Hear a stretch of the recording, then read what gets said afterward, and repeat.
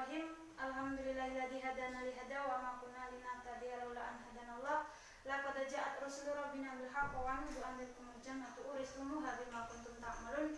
Asyhadu an la ilaha illallah wa asyhadu anna Muhammadan abduhu wa rasuluh sallallahu alaihi wasallam. Wa ala alihi wa ashabihi amma ba'd. Dewan juri yang saya hormati dan teman-teman yang saya sayangi serta para penonton dan para pendengar Pildaja yang dirahmati oleh Allah Subhanahu wa taala. Sebelumnya izinkan saya memperkenalkan diri. Saya Naila Sakila sebagai perwakilan dari kelas 12 IPS 3 dalam rangka mengikuti lomba Pildaja dalam rangka peringatan hari ulang tahun SMA Negeri 1 Gombong yang ke-57 dan hari ulang tahun Republik Indonesia yang ke-75.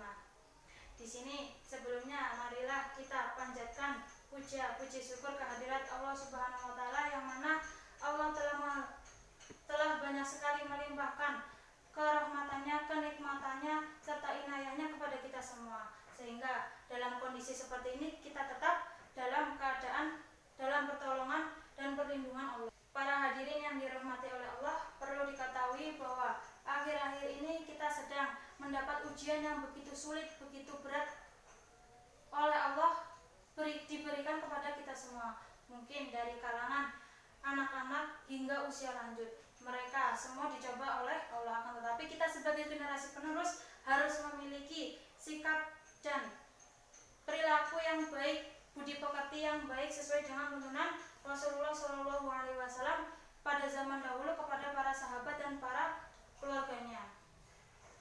Sehingga kita sebagai generasi pemuda itu banyak yang disitu meremehkan, menghina, menjatuhkan, bahkan menganiaya orang-orang yang seharusnya kita takdimi, kita hormati, kita sayangi dan kita muliakan. Jadi jangan sampai seperti itu. Ingatlah ada suatu hadis yang meriwayatkan barang siapa yang disitu taat atau patuh terhadap aku Nabi, maka disitu sama halnya dengan taat atau patuh dengan Allah, perintah Allah. Dan barang siapa yang disitu menentang terhadapku Nabi atau melawan atau menganiaya atau menghina, menjelek-jelekan padaku Nabi, maka sama halnya kita itu meremehkan atau menghina kepada Allah.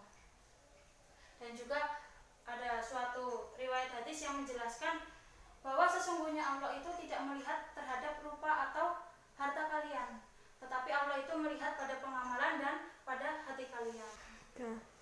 Yang mana Nabi Muhammad itu ketika mengajarkan akhlak yang baik, budi pekerti yang baik itu tidak melihat dia itu mungkin cantiknya seberapa, gantengnya seberapa, kekayaannya seperti apa, bahkan pangkatnya setinggi apapun. Nabi Muhammad tidak melihat seperti itu. Nabi Muhammad mengajarkan kepada semuanya.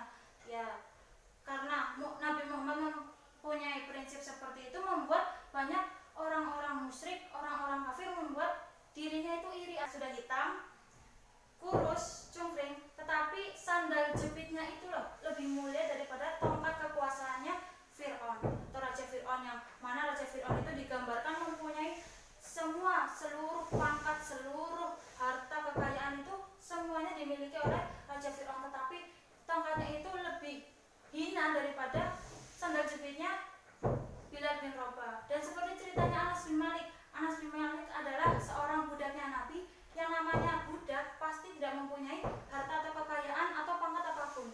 Ya, tetapi Nabi tidak menganggap Anas bin Malik, aku nggak mau mengajari alat baik kepada Anas bin Malik. Tetapi ya Nabi mengajarkan. Ya, diceritakan di suatu riwayat hingga Anas bin Malik itu meriwayatkan banyak sekali hadis, banyak sekali sunah-sunah atau kelakuan-kelakuan Nabi yang diriwayatkan atau dibukukan pada suatu hadis. Adapun topik pembicaraan nasihat saya di sini yaitu mengenai tentang pribadi. Ya, kita sebagai generasi pemuda harus menjadi pribadi yang mencerminkan sikap generasi muslim milenial saat ini yang memiliki tindak tanduk akhlak yang baik seperti yang telah dituntunkan Rasulullah SAW pada zaman dahulu kepada para sahabatnya, kepada keluarganya dan pada semua orang.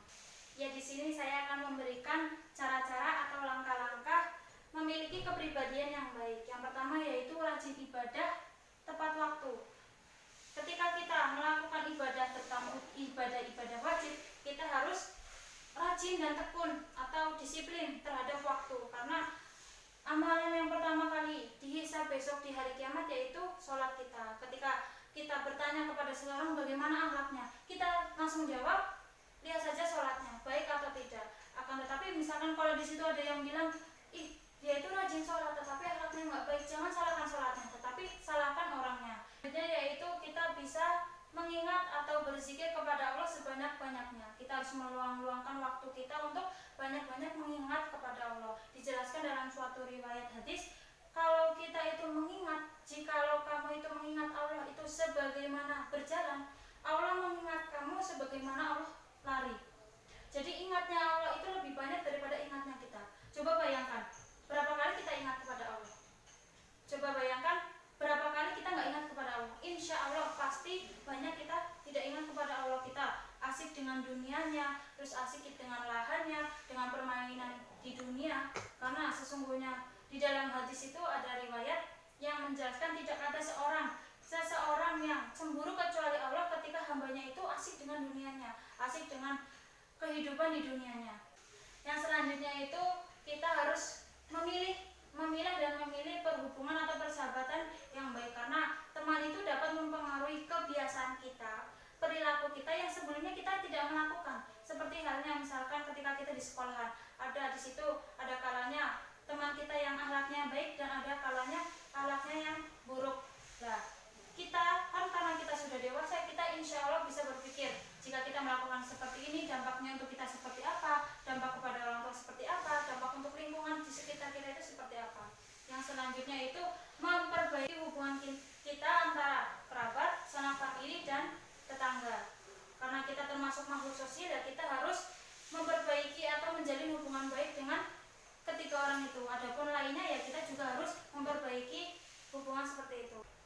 Adapun kesimpulan nasihat dari saya dari awal sampai akhir yaitu tetap menjadi pribadi muslim yang mencerminkan atau yang patuh dan tunduk terhadap peraturan-peraturan Allah Rasul serta peraturan kedua orang tua kita. Karena lantaran mereka berdualah kita bisa sesukses ini. Karena lantaran mereka berdualah kita bisa sesukses ini. Tetaplah menjadi generasi muslim milenial di zaman saat ini yang memiliki kepribadian dan akhlak-akhlak yang baik yang telah dicontohkan oleh Rasul dan para sahabatnya. Sekian nasihat dari saya, dari awal sampai akhir banyak kesalahan, saya mohon maaf yang seikhlas-ikhlasnya. Tiada kata yang paling sempurna kecuali permintaan maaf dari saudara semuslim yang sama-sama mengakui atau meminta maaf. Ya, saya di sini meminta maaf, mungkin dari pidato saya banyak kesalahan, mungkin menyinggung perasaan para pendengar, para juri atau para penonton Pildaja saat ini.